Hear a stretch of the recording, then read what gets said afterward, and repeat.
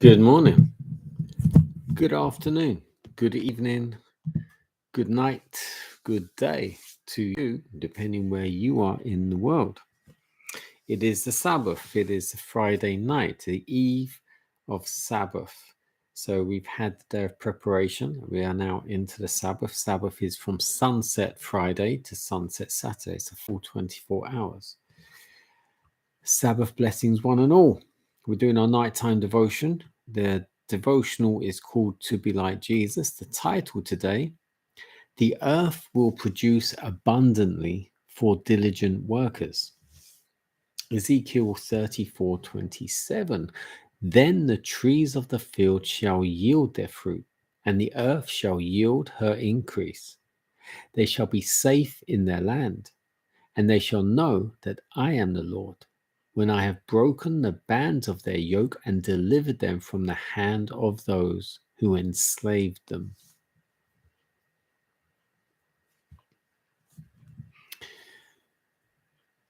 There is need of much more extensive knowledge in regard to the preparation of the soil.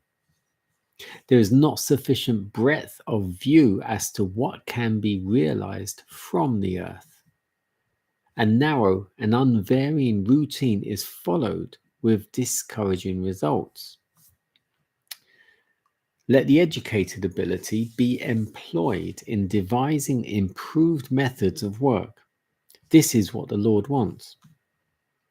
There is need of intelligent and educated ability to devise the best methods in farming, in building, and in every other department that the worker may not labor in vain. God has made the world for the benefit of human beings and will provide means from the earth to sustain the diligent worker. The seed placed in thoroughly educated ability to devise the best the need of intelligent and then there is need of intelligent and educated ability to devise the best methods in farming. Okay, I've read that. The seed placed in thoroughly prepared soil will produce its harvest. God can spread a table for his people in the wilderness. There's much mourning over unproductive soil when, if people would read the Old Testament scriptures, they would see that the Lord knew much better than they in regard to the proper treatment of land. After being cultivated for several years and given its treasures to the possession of humankind, portions of the land should be allowed to rest, and then the crops should be changed. We might learn much also from the Old Testament in regard to the labor problem. The earth has its concealed treasures, and the Lord would have thousands and tens of thousands working upon the soil who are crowded into the cities to watch for a chance to earn a trifle. The earth is to be made to give forth its strength, but without the blessing of God, it can do nothing. In the beginning, God looked upon all he had made and pronounced it very good. The curse was brought upon the earth in the consequence of sin. But shall this curse be multiplied by increasing sin? Ignorance is doing its baleful work. Slothful servants are increasing the evil by their lazy habits. But the earth has blessings hidden in its depths for those who have courage and will and perseverance to gather its treasures. Who will be missionaries to do this work, to teach proper methods to the youth and to all who feel willing and humble enough to learn?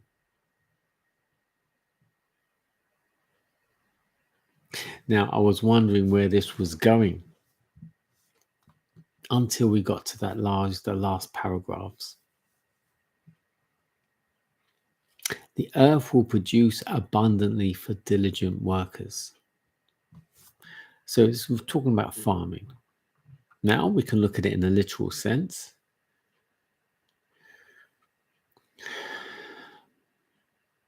When the trees of the field shall yield their fruit, and the earth shall yield her increase. There is need of much more extensive knowledge in regard to the preparation of the soil. If you're going to go farming and you want to produce a harvest, you need to prepare the soil first. There is not sufficient breadth of view as to what can be realized from the earth. A narrow and unvarying routine is followed with discouraging results. Let's break that down. There's need for extensive knowledge in regard to the preparation of the soil. Okay, so that's farming. You need to have good soil to produce a good harvest.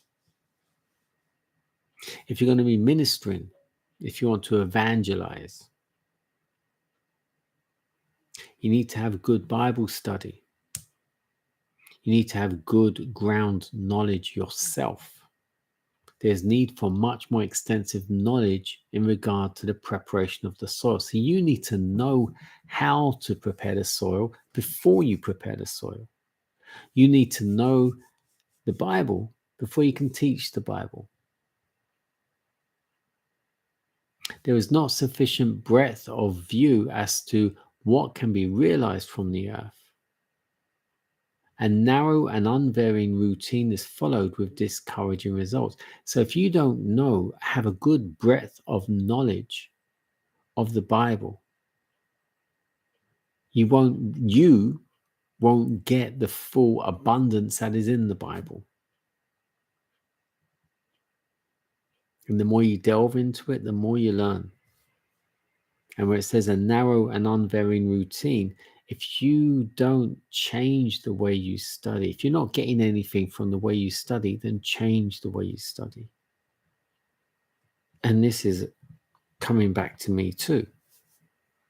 Because if you study one certain way, if you just read it just to read it every day, and you're not getting any results, you will start to get discouraged, as I have done as well in various times in my life. But if you change the way you study, maybe take on the way someone else does it, take on their way of doing it, it may improve the results you're getting.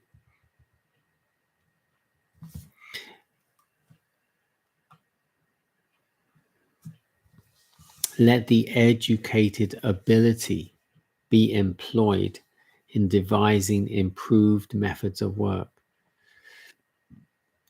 So if you're farming, you seek knowledge and advice from farmers who've been doing it for years. Some grew up doing it. Get advice from them as to how they do their methods.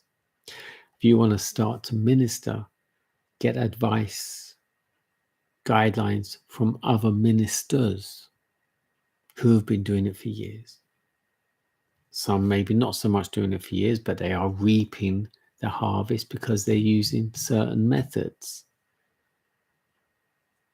Watch them, study them, see how they preach, see how they study, see how they speak to others.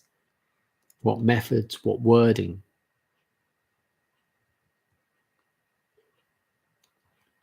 There is a need of intelligent and educated ability to devise the best methods in farming, in building, in other departments that the worker may not labor in vain. Basically, find out whoever seems to be having success in building their church, in giving Bible study, etc., what are their methods? Could be for farming or building or any other department, whatever they're doing. What methods are they using that you can take on these methods, get some from them, another way from them, and bring them to your own, put your own style into it. Because our Father in heaven made this world for us. to provide for us, to sustain us until such time as he comes to get us. The seed placed in thoroughly prepared soil will produce its harvest.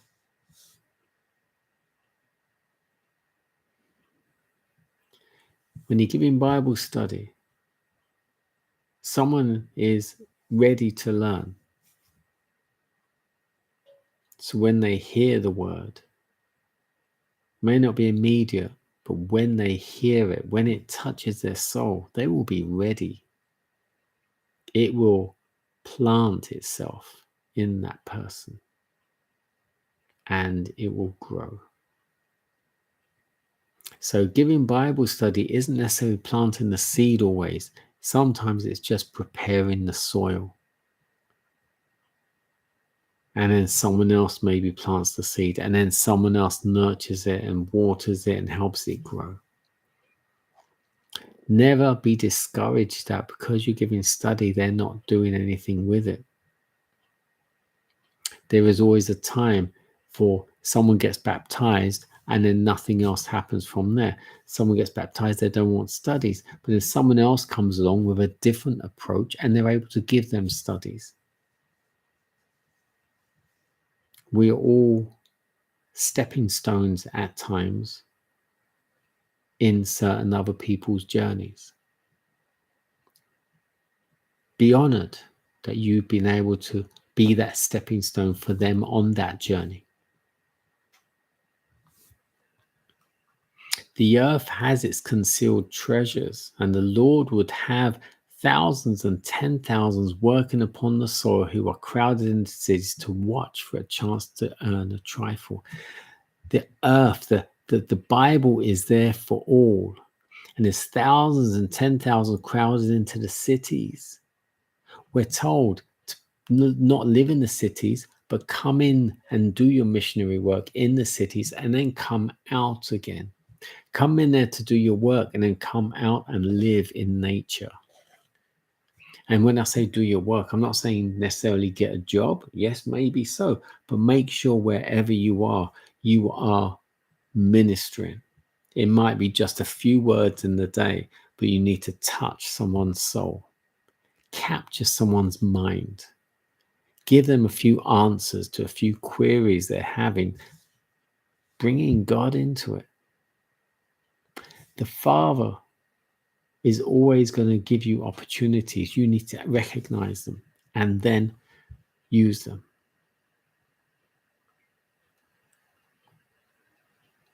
Who will be missionaries to do this work? To teach proper methods to the youth. The young have to learn. The young are very hungry for truth, raw truth. Young people, that's why a lot of young people are dropping out of churches, because they're not getting the truth. There's more answers out in the world than there are in churches these days. So we need to be raw and with truth in churches when we teach and when we preach. We don't have to keep regurgitating all the, yes, speaking about the old stories in the Bible, but how real they are. There's lots of scientific evidence proving stories in the Bible to be true. The Red Sea crossing, Noah's Ark, the Ark of the Covenant. All of these, there is evidence of these things actually happening. Factual, archaeological evidence. You need to find it so you can talk about it. And this proves the Bible to be true. Scientifically, practically, in an earthly way. And then when you capture their mind, however you need to do it, you then bring them to God and give them Bible study, offer it at least. And if they won't take it from you, someone else will have the opportunity, because you've already been that stepping stone in the right direction. Never underestimate how much of a difference you can make in someone's life by mentioning God, mentioning the Bible, giving a little bit of an explanation. That is a stepping stone. Enjoy the Sabbath. God bless you.